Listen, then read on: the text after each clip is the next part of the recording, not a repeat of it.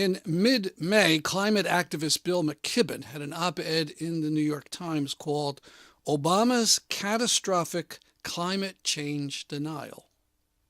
He wrote it after Obama decided to let Shell Oil Company drill in the Arctic Ocean. McKibben wrote, "Even in this most extreme circumstance, no one seems to be able to stand up to the power of the fossil fuel industry. No one ever says no." By extreme, he meant the fact that oil spills in the Arctic would be incredibly more difficult to clean up than, let's say, the BP spill in the Gulf of Mexico, which itself was difficult and very costly.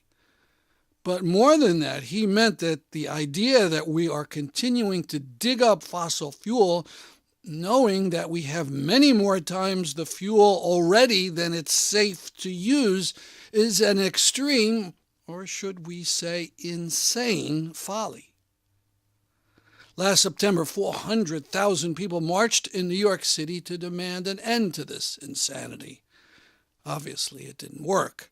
The pressure has to continue and increase. In Connecticut, there'll be a march on Sunday, May 31st in Hartford. Here's a promo. Here in beautiful Connecticut, trying to ask you to help us preserve it. Come to Hartford on May 31st at noon. Meet at the Capitol for the CT Climate March. The march to tell our legislators that we want action on climate change. We want action now. We want action this year. So we can preserve the state that we love and the world that we love for generations to come. So please join us in Hartford, May 31st at noon, and be part of the solution to climate change. Thank you. Just a few weeks ago, it was announced that carbon dioxide in the climate had for the first time gone over 400 parts per million worldwide for an entire month. 350 ppm is considered the upper limit to prevent dangerous global warming. Our only hope is protest.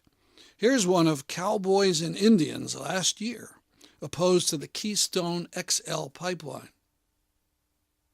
And another by Pacific Islanders trying to stop Newcastle, Australia, the biggest coal port in the world. We produce this show from Connecticut. Our fair state does its share to ruin the climate. We actually have a coal-burning power plant in Bridgeport. Harbor Station there only runs for part of the year, but is the single biggest producer of carbon dioxide in the state, last year producing over 900,000 tons of the greenhouse gas. These are a couple of pictures of a major protest in Massachusetts at its coal plant. Partly as a result of the protest, the plant is slated to close in 2017.